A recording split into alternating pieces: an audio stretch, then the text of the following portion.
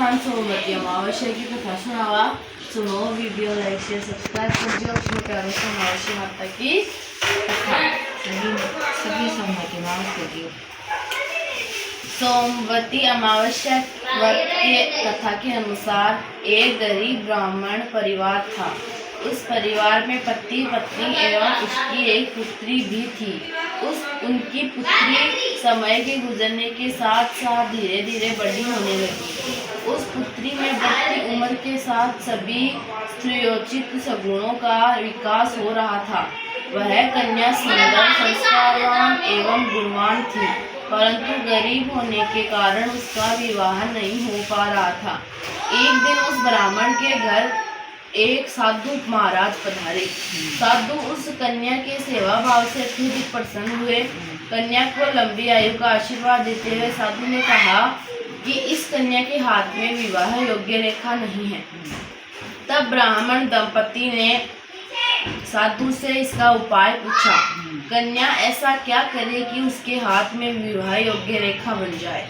साधु महाराज ने कुछ देर विचार करने के पश्चात अपनी अंतर्दृष्टि से ध्यान करके बताया कि कुछ ही दूर पर एक गांव में सोना नाम की एक धोबिन महिला अपने बेटे और बहू के साथ रहती है, जो बहुत ही आचार विचार एवं संस्कार संपन्न पति परायण है। यदि वह सुकन्या उस धोबिन की सेवा करे और वह महिला इसकी शादी में अपने मांग का सिंदूर लगा दे तथा उसके बाद इस कन्या का विवाह हो जाए तो इस कन्या का वैद्य योग मिट जाएगा। साधु ने यह भी बताया कि वह महिला कहीं बार आती जाती नहीं है। यह बात सुनकर ब्राह्मणी ने अपनी बेटी से धोबिन की सेवा करने का प्रस्ताव रखा। अगले दिन से ही कन्या प्रातः काल ही उठकर सोना धोबिन के घर जाकर साफ सफाई एवं अन्य सारे कार्य करके अपने घर वापस आने लगी। एक दिन सोना धोबिन अपनी बहू से पूछती है कि तुम तो सुबह ही उठकर सारे काम कर लेती हो, पता नहीं चलता। बहू ने कहा, माँ जी, मैंने तो सोचा कि आप ही सुबह उठकर सारे काम खुद ही खत्म कर लेती हैं। मैं तो देर से उठती हूँ। यह सब जानकर दोनों सास बहुओं की निगरानी करने लगी, जो सुबह घर का सारा काम करके चली जाती है। कई दिनों के बाद धोबिन ने देखा कि एक कन्या मुँह ढके अंधेरे में घर में आती है और सारे काम करने के बाद चली जाती है। जब वह जाने लगी तो सोना धोबिन ने उसके पैरों पर गिर पड़ी। पूछने लगी कि आप कौन हैं और इस तरह छुपकर मेरे घर की चाकरी क्यों करती हैं।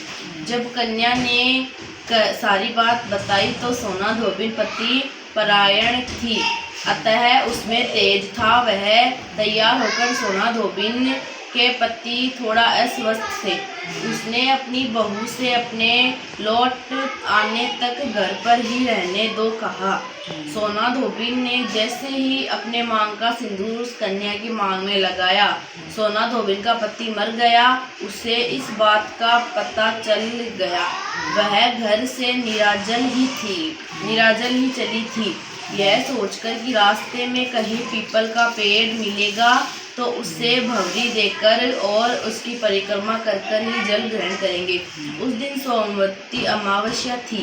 ब्राह्मण के घर मिले हुए पूरे पकवान की जगह उसने ईंट के टुकड़ों से 108 बार भवरी देकर 108 बार पीपल के पेड़ के चक्कर लगाए। उसके बाद उसमें मृत प्रायण पति में जीव आ गया। धोबिन पीत फिर से जीवित हो गया।